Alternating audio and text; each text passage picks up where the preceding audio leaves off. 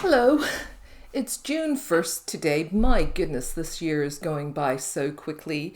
And this would normally be the day that I would be bearing another book outside, but I'm not sure that's going to happen today. Here's another project that's been keeping me busy lately. It's something called Zen Stitching. It was an online retreat where quite a few different instructors gave workshops on different aspects of hand sewing and related projects, and I did quite a few of them, and I created this sweet little booklet that I'd like to share with you now. And here's a folder that I made as part of the Zen Stitching series, and it's got a little pocket on the back that I made from one of the sessions that I did. So this folder was actually was one of the sessions, and the idea was to create a book that folded up, and then I kind of went overboard and added all kinds of pockets and things. My book is still actually a loose series of pages, and I still have to actually sew it into the folder. This first drawing is of Miriam, who does a lot of work with blanket stitch, and that was her session that became the little pocket on the outside of my book. And then the second session was it was really interesting to me, around a technique that's familiar to me, but using it in an interesting way. So it was a tie-dye technique, a shibori tie-dye technique, but using fabric paint instead of dye. And the small sample was so much easier to do with fabric paint instead of having to go through all of the hassle of getting out fabric dye and making up a batch of dye. And then this next session here, I've been making these little Suffolk puffs or yo-yos, but this person actually squashed them up in a different way and made them into mushrooms, which was quite fun. And then this next session I was actually all around turn needle applique.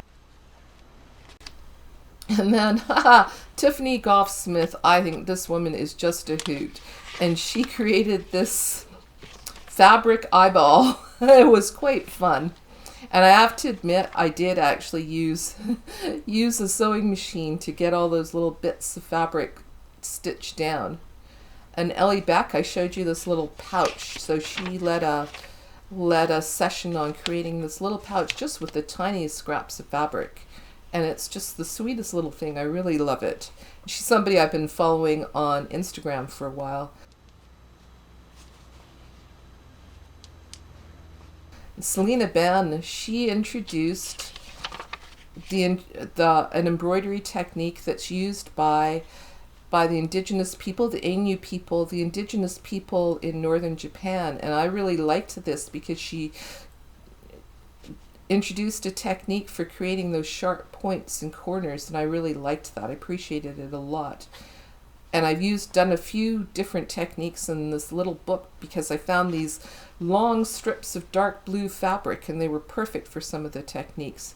Emma Freeman, I talked about her in my last video. She was the originator of the Buried Earth Stitch project, and her session was around creating these stitches that she called stitched poetry, and I really liked that, thinking about how written language developed. And Lisa Goddard, this next one, she was the one who led the session on creating this folder for a book. Kate Ward was the overall organizer for the whole Zen Stitching series, and Katrina did a really, really sweet series that she called Starry Night, and I think it very much looks like Starry Night. I almost wish that I'd used some greens and pinks instead of the white fabric. Jessica Grady's another person who didn't have her face show up on the screen, but she talked about how you can use just garbage, trash, to create artwork. So I've used some little bits of punched out cardboard and little tiny bits of threads that were sitting on my desk. And Heidi Park, I really liked her session. She talked about just meditative stitching, but she also included a session on doing what she called hand yoga, moving your hands around in different directions to counterbalance the sort of cramped position that your hands might be in for long periods of time when you're stitching away. Amanda, she talked about, making your little bits of cloth into little coasters, and so these 4 pieces here, I kind of made them into little mini quilts. And Sophie McNeil, her session was around really just sort of talking about the idea of creating a garden, growing a garden with stitches. And I've started to do that here by adding some stitching onto this eco-dyed piece of fabric that I had in my stash. And it's very satisfying to me to find ways to use these pieces of fabric that I've had in many cases for years and years and years. The peach colored fabric that I have on the back of the mini quilts, that was a skirt that I used to wear back in the 1980s. So those have been around for a very long time. So the only thing that I have left to do is to sew my folded pages into the cover to make my book. And then this project will be done. So I thought I would show you how I'm going to do that. And I've got this little tin here where I keep my embroidery needles. For some reason I have a nail, just a small finishing nail in my kit here, and I'm going to try to use my nail to poke holes in my paper, and I'm not very successful, so I'm not sure what I was thinking about. But this is a much more appropriate tool for the task. It's a giant push pin. I bought a whole pack of them at a local office supply store, and I didn't buy them for their intended purpose when I teach classes on bookbinding, so it was a lot cheaper than buying an awl for everybody in my bookbinding classes. So I'm just going to use some 6-stranded embroidery thread that I happen to have in my pouch at the moment. No particular reason I picked that color other than it was there. And I'm using, although I've got a lot of these plastic embroidery needles, I'm going to use a metal one. I think that will be better for this purpose, and it will poke through the fabric, even though I don't need it to poke through the paper because I've already made holes. I need a sharp needle to go through the fabric because I have not pre-punched a hole in it.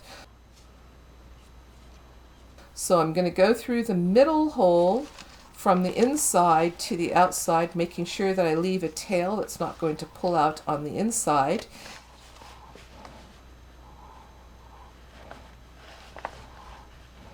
And then I'm going to go back in through the cover, the fabric cover, and the pages, and I'm going to fiddle around a little bit here to make sure that I go back, the place that I go back through the cover will line up with the hole that I've made on the inside pages, so that everything lines up. And that bit was a little bit fiddly, the rest of it will be easier.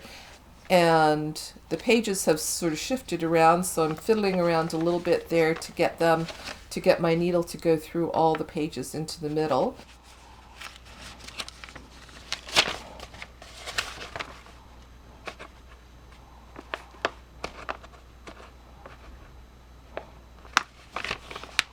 And then I'm going back through the bottom hole, skipping over the middle, going back out through the bottom hole, and then through the pages, and then also through the cover, right out to the outside.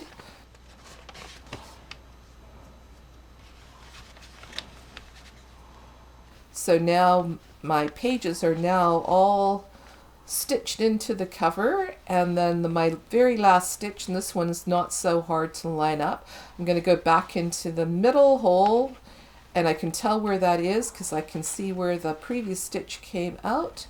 Back through the pages, and now I've got the 2 tails here that I'm going to tie up into a knot, but I'm going to make sure that those 2 tails are on either side of that long stitch in the middle, so they're going to secure that stitch. They're going to wrap around it and secure it when I tie the knot. And just a regular square knot in the middle here should hold everything in place. And it's nice to have the ends quite long so that tying off this knot in the middle is easy if rather than struggling along with little ends. And there you go, my book is finished. Just one last thing to do. I don't need those really long tails anymore after I've made sure that everything is as it should be and everything is secured in place, so just snip them off. And there you go. There is my folder with all the bits from the classes that I did during the Zen Stitching retreat.